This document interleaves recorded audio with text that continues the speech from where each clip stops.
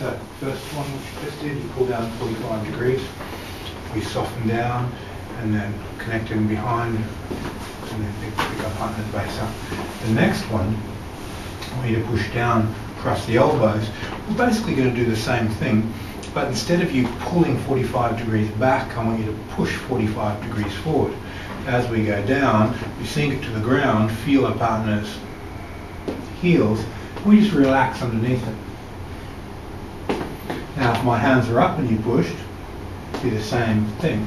Here we just connect the center and we just soften the energy down.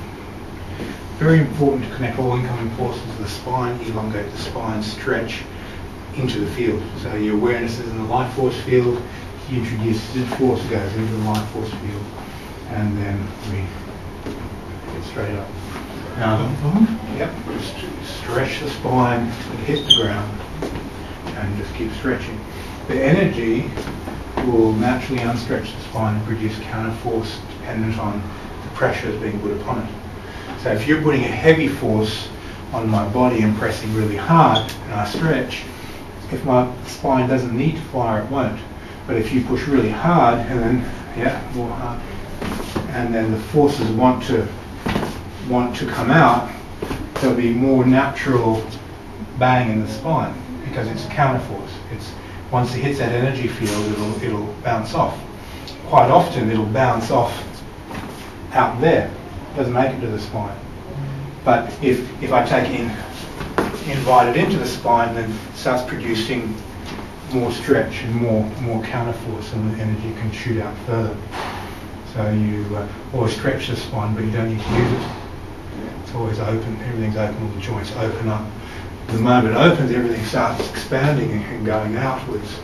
And that outward expansion of energy will start reacting with everything it's touching. But if you want to really amplify it, you either got to do it yourself, or you need an external force to trigger that amplification to get it to happen. Now, so we've come up, and this first movement just went to there, so partner's pulling down at 45, and we cut in underneath, and we've got a mind over there to lead his stretch.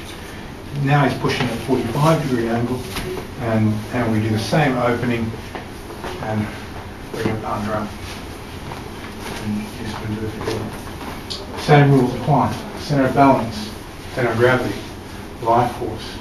As soon as we feel this, we invite it into the life force and feel the separation between center of balance and center of gravity.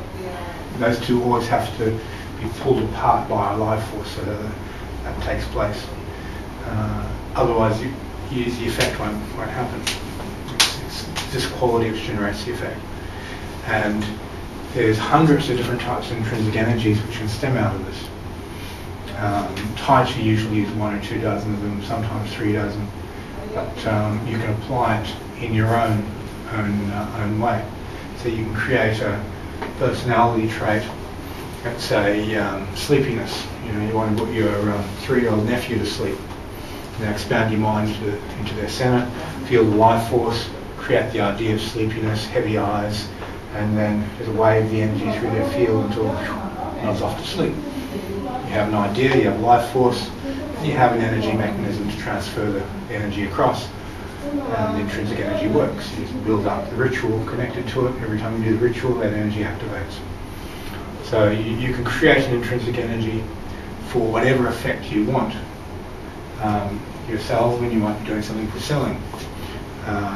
Whatever your area of interest is, if you're teaching, you can use different types of energy for capturing people's attention and transferring information. So it's not just related to Tai Chi and bouncing a person.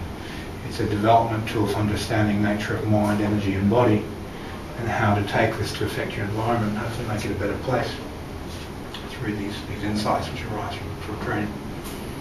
Alright, partner, have a go. So if you want to start with your Qigong.